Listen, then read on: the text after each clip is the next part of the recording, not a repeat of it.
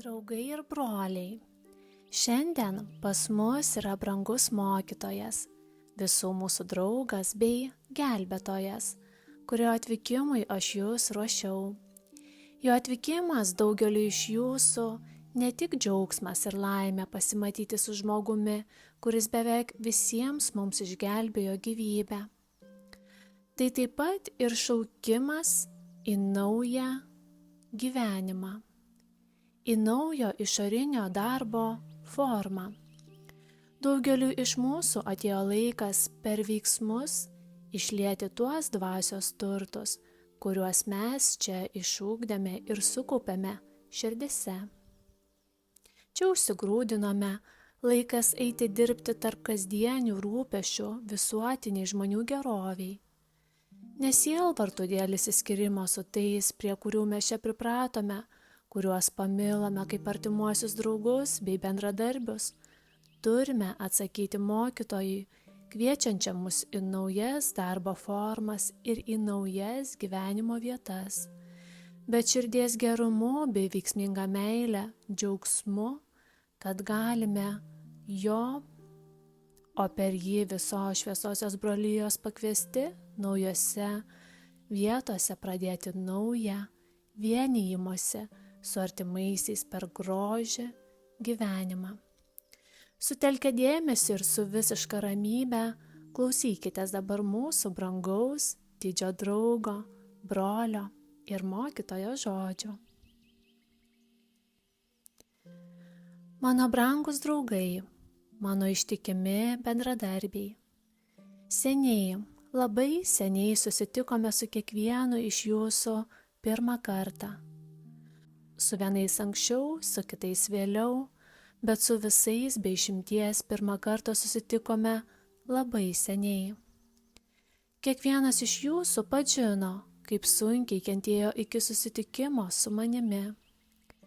Kiekvienas gerai prisimena, iš kokių pragaro kančių aš jį išplėšiau ir suteikiau prieglobstį čia.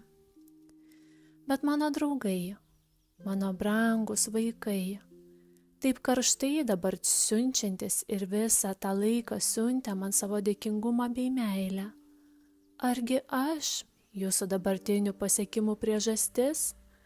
Argi ne jūs patys savo darbu radote jėgų bei sugebėjote išvaduoti širdis, išlaisvinti protus nuo prietarų, tuo padėti įžiebti savo dvasiai ir sudeginti visus sąlyginumus, visas iliuzijas, kaip varžtai trukdančius bendrauti ugnimi ir dvasia? Ne aš, bet jūs patys, mano draugai, esate išsilaisvinimo priežastis. Jūs patys esate aukso ieškotojai, atradę savyje brangenybių klodus, iš kurių svarbiausia nesutramščiama ramybė, kylanti kaip pasekmė iš jūsų sugebėjimo gyventi amžinybėje, nešant jį savo laikinoje formoje ir jį sveikinant kiekvienoje sutiktoje būtybėje.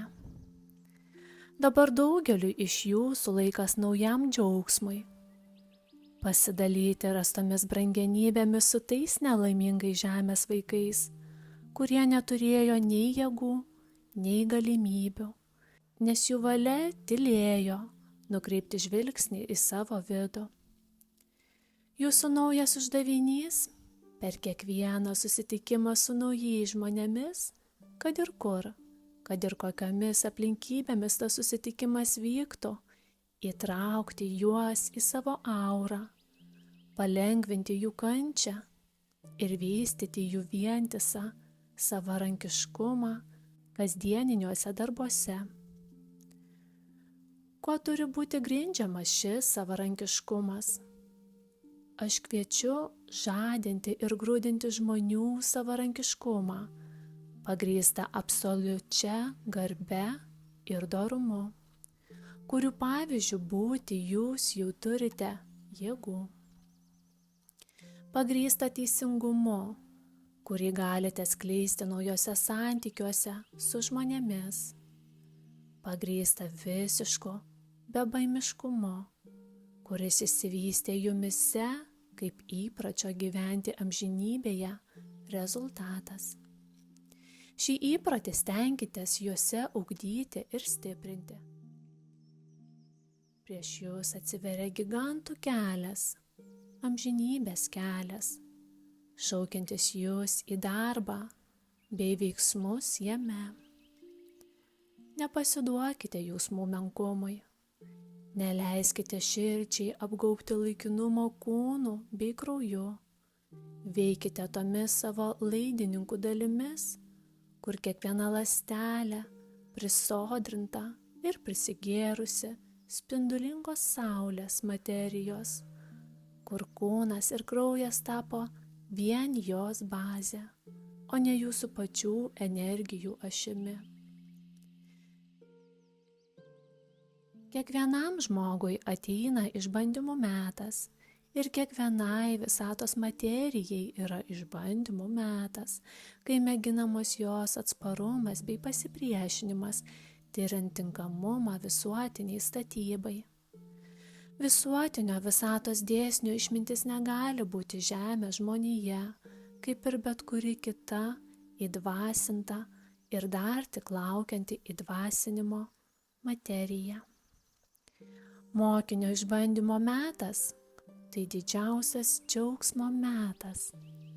Jo pasiaukojimas – tai ne išsižadėjimo forma, tai gyvenimo teigimas, jo jėgų įtvirtinimas per kiekvieną susitikimą. Pasiekęs tokį pasiaukojimą visur skleidžia džiaugsmą, nes jau perėjo visas tas stadijas, kai asmeninis momento suvokimas galėjo sukelti kartėlį. Jums jau nebeegzistuoja nei laikas, nei erdvė. Jums tėra per žemę einančio gyvenimo stebuklas. Jūs pašaukti šlovinti šį gyvenimą, kurstyti ir gryninti jo kibirkštis kiekviename sutiktajame. Aš sveikinu jūs šią jūsų gyvenimo akimirką, didžią posūkio akimirką, kai mano rankomis šviesoji brolyje įteikia jums raktą nuo naujų durų. Juo galėsite atverti susitiktojo širdies duris, padėsite jam išeiti iš siauro gyvenimo, vykstančio vien pagal sąlyginius žemės dėsnius, ir įžengti į platų visos visatos gyvenimą, į vienijimąsi su visais žmonijos dangaus bei žemės veikla, žmonijos gyvenančios visatos dėsniais, tikslingumo ir dėsningumo dėsniais. Nuo šiol nesmerkite niekieno matomo gyvenimo. Žinokite, kad jūsų gyvenimo didybę sudarė ir tebesudaro tai, kas nematoma, nejuntama ir neapčiuopiama. Bet tai privertė švytėti visa, kas materialu, matoma ir apčiuopiama jumise bei aplink jūs. Taigi, mano brangieji, eikite į šurmuliuojantį pasaulį, eikite linksmai, paprastai, lengvai. Eikite be baimės, pasitikėdami ir visur viską nugalėsite, nes pergalę sieksite mylėdami ir žinodami. Šviesioji brolyje mano lūpomis linki jums ramybės. Būkite palaiminti.